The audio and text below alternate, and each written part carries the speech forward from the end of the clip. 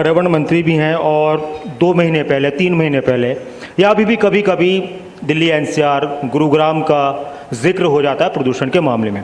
और आपका बयान भी काफ़ी चर्चाओं में रहा कि आपने कहा कि मेरी खुद की उम्र शायद 10 साल, आपने बताया कि 10 साल कम हो गई है। जी, मैं कहता हूँ जी। तो सर कोशिशें कर पा रही हैं सरकारें, चाहे वो दिल्ली की हो, चाहे वो यूपी की हो, हरियाणा की हो, मिलकर, या फिर कोशिशों से ज़्यादा हालात ख़राब हो गए इसलिए प्रदूषण कम नहीं हो पा रहा? नहीं, कोशिश सरकार अपनी तरफ से करती है, लेकिन मैं ये कह सकता हूँ आपके माध्यम से कि अकेले सरकारी कोशिश के कारण पर्यावरण ठीक नहीं हो सकता। जब तक आम आदमी की भागीदारी नहीं होगी, आम आदमी समझदार नहीं होगा, तब तक पोल्यूशन पे कंट्रोल नहीं हो सकता। मैं उस सरकार में मंत्री रहा हूँ 1996 में बंसीलाल जी में, जिसमें हमने पहली कलम से शराबबंदी लागू की थी। 1.5 साल के बाद हमने वो शराबबंदी खोलनी पड़ी क्योंकि होम डिलीवरी चालू हो गई थी।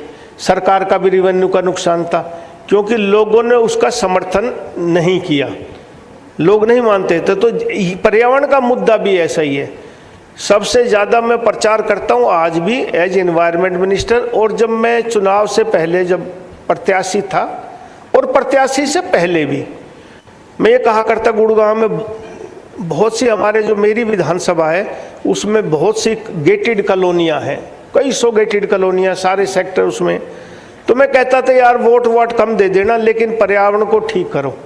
हमारे गुड़गांव में AQI बहुत ज़्यादा है, जब तक आप लोग सहयोग नहीं करेंगे।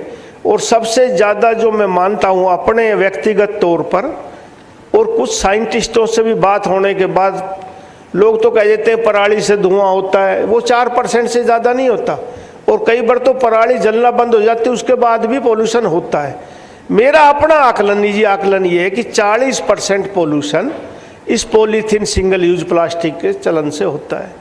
हरियाणा में 2013 से सिंगल यूज प्लास्टिक और पॉलीथीन बनना और बिकना बैन है, लेकिन आज भी आप हर रेहड़ी, हर मॉल, हर दुकान पे जाओगे, कोई भी शॉपिंग करता हुआ बहन भाई हो, उसके हाथ में पॉलीथीन का बैग आपको मिलेगा।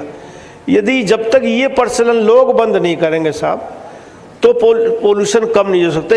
इस पॉलीथीन का मैं 1 मिनट बताता हूँ कि इसका नुकसान क्या होता है।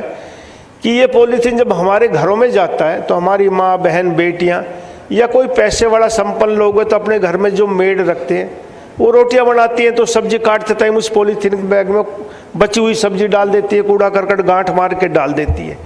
इस पॉलीथीन के बैग को गलने में 450 साल लगते हैं। एक पतला सा पॉलीथीन बैग गलने में, ये साइंटिस्ट किसी से पूछ लेना, मैं भी मिनिस्टर बनने के बाद मुझे पता लगा।